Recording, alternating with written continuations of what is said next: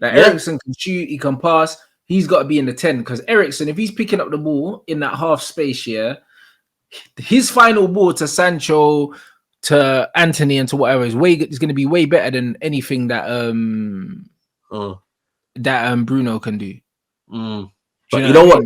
That's what it's going to be.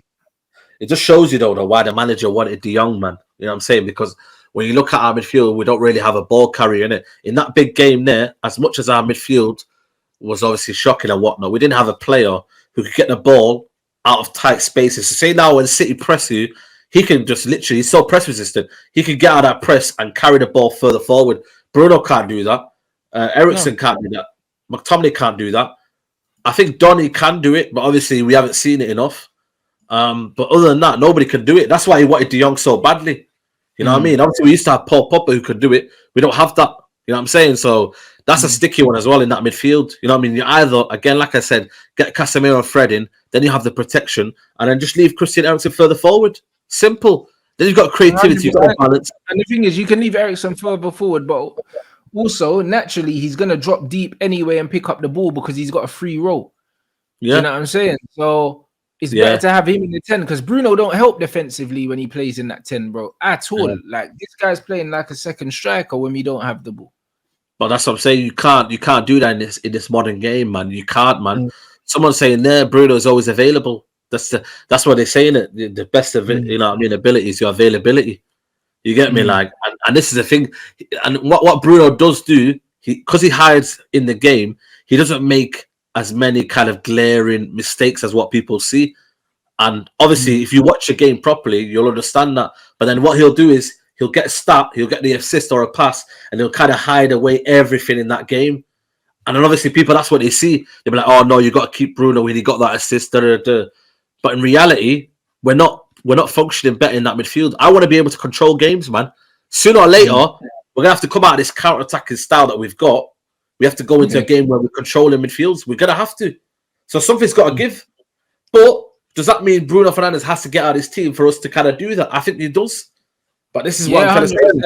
Like, there'll always be a certain level of quality that we won't be able to play. Do you know what I'm saying? With Bruno in the team, bro.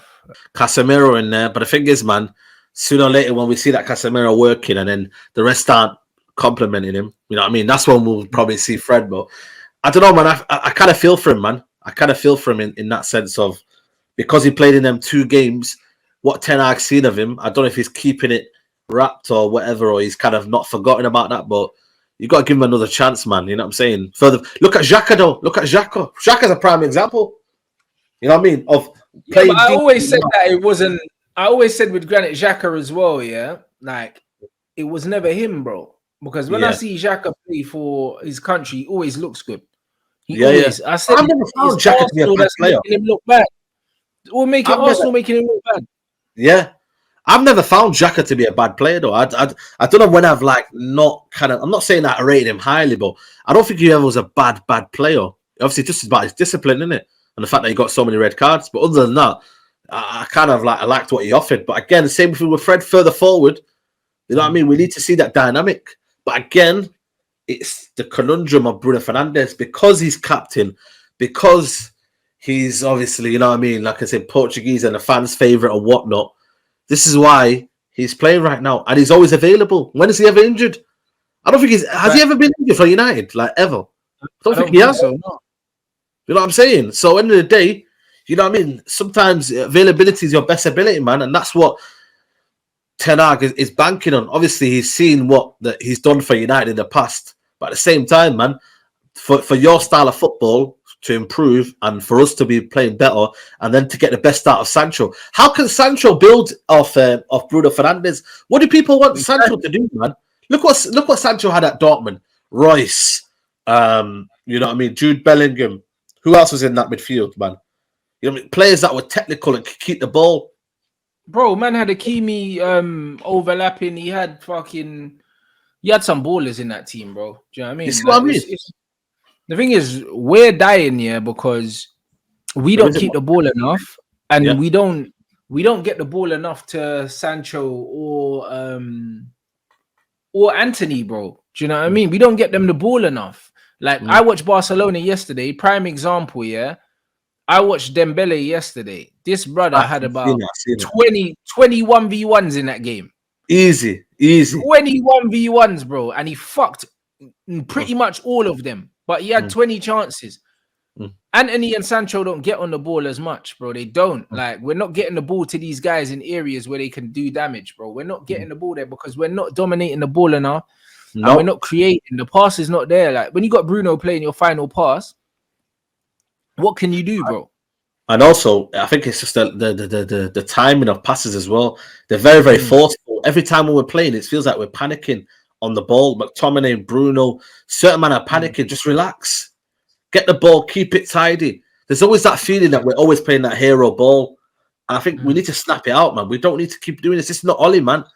Times have moved on now. We've got a coach. Just believe in yourself, in it. But that's the problem, though, innit? They're kind of thinking that, let me. And you know one thing as well, the players need to understand each other's abilities, innit? What Anthony could do and what Sancho could give you. Trust each other in different ways. But this feeling that, you know what, you know, the right winger and the left winger didn't track back, and that's why we lost. And nah, man, for me it was that midfield, man. That midfield was too wide open. It was too exposed, and every single time their transitions in that midfield, De Bruyne most of our goals. Yeah, 100%, 100%, bro. And this is it yesterday. Dembele lost possession 38 times. He was, you know what? He was, as much as he was brilliant, yeah. His final ball was, final ball's dead, bro. Like, man just floats it into the box, bruv. Like, and it's the same right-footed cross again and again and again and again and again. I don't mind him, though. I don't mind him as a player. I think, but the problem is, though, it's always been about his final third, man, quality, man. That's always been his letting him down, innit? He's got flashes in it, but he's still an unbelievable talent. Yeah, but the problem is, like, the amount of volume, that he's allowed in that team. Sancho had that, how they play. Yeah, bro. If Sancho and Anthony were getting the chance to run at players, 20 times a game, you would see the quality they possess. The problem is, these men probably get 2 opportunities in 90 minutes, to actually isolate fullbacks, bro, because we don't get them on the ball enough in the right areas. And then people expect these men to fucking have 100% fucking success at taking someone on and getting assists and goals, bro. That's not how it works, bro. These guys need to be fed, bro. Like, you need to keep getting the ball to them. I was having this opinion, and this debate about wingers taking on people and beating them. Like, you know, I don't think it's, again, the modern day is part of the game. It's going to always be that. I want to see triangles. I want to see intricate passes. I want to see inverted forwards doing things. I want to see that kind of way. For me, if I know Sancho hasn't got explosive pace, why am I expecting Sancho to beat a man every day? I think fans need to understand what Sancho is, man. I'm looking at, for me, thinking, right, how can our midfield get him in that space? When you look at Barcelona yesterday and what Pedri and that Gavi do, they open up the game. They open up the game and they split that midfield open. And then you see Dembele 1v1. Why is it? It's not fluke, you know? Yeah, but that's because they carry the ball, and they carry the ball and they draw people out of position because they carry the ball. You know what I'm saying? And that's why players that can carry the ball in midfield, they force people to come out of position and they open the pitch up for other players. And that's what Pedri was doing, receiving the ball on a half turn, driving through the middle. And when players were kind of squeezing out to try and shut him down, he could slide the ball into the wing to Dembele, who was staying out wide. And that's why you need a player like that. That's what a De Jong would have given, man. Do you know what I mean? Someone that can pick up the ball. This is what I'm saying, bro. The pitch and that. We don't have that right now. But bro, we don't have that, man. That's why we need to play Fred, blood.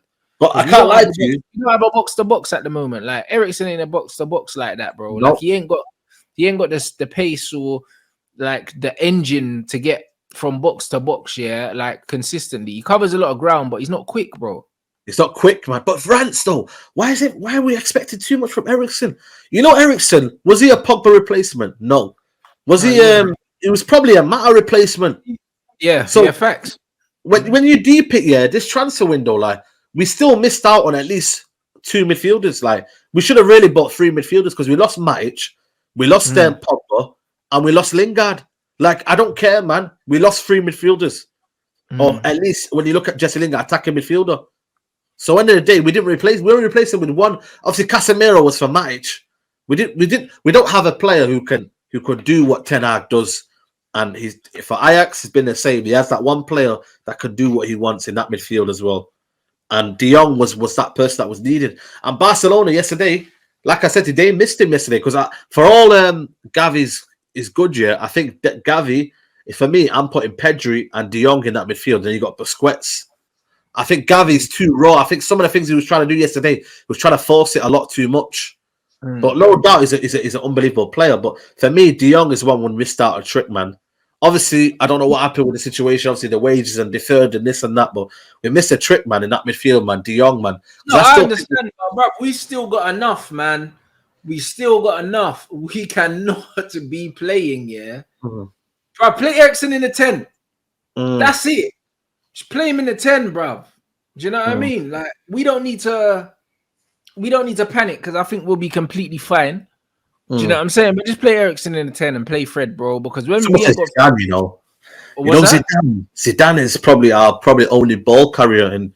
I hear that, but bro, like when we don't have Fred's legs in the midfield, yeah, the midfield don't look the same. I don't care what anyone says. Every game that we've won, Fred has come off the bench, and he's fucking changed the game. Every single game, bro. Even if we're winning, he comes off the bench, and straight away he gives us an urgency, bro. He gives us like the pressing to win the ball back and all these things. Like, man need to play him, bruv.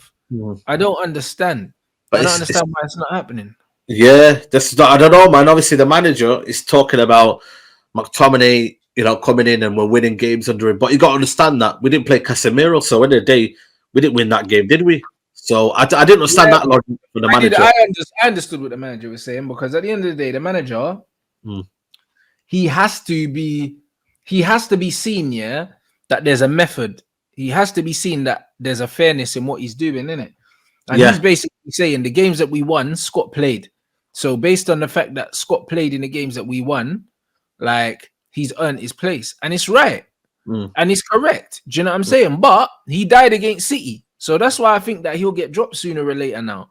Do you know what I mean? But I think that based on his performances in other games, he didn't deserve to be dropped. And that's basically what the manager's saying. But also, you need this kind of game to realize how far certain players have come.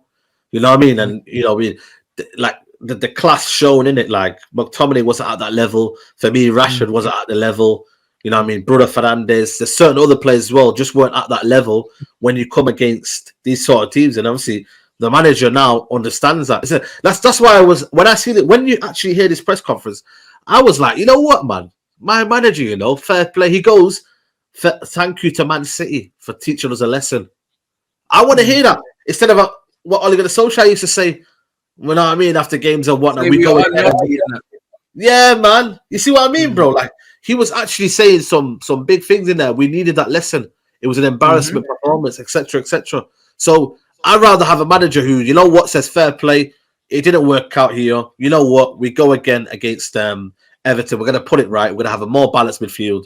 And because I look at their midfield as well, they've got Onana, they've got Iwobi, who's playing well now at the minute, and they've got Gana Gay. They've got a very, very kind of, I would say, powerful midfield when you look at it, especially explosive with Iwobi as well. So in the day, you need a Casemiro in there, a destroyer, to say, you know what, you man, bang. And also, I don't know what you think here, but I think Casemiro's passing abilities, I think, man, you might have underrated his passing ability as well. No, he can pass. He can pass. He can pass, bro, and he's got a nice little one touch game, 2-touch game, bro. He can pass, bro. He can pass. You don't play with Modric and them, man, and not Modric. If Casemiro was a liability in that midfield, Modric and Kroos would be able to do double the work. I think they'd be Casemiro would be, you know what I mean, what do you call it? So suspect and that, and they'd be losing the midfield battle. But at the end of the day, I've watched Casemiro for a good 10 years now. And I've never ever thought of him as a player who was like on the ball wasn't great. Like I've never seen it for me personally. So this idea that Casemiro can't pass and whatnot, and hence why he can't play in that midfield, I think it's bollocks, man. It's bollocks, mate. You know what I'm saying? Like play him in midfield, and I think you'll see it, man.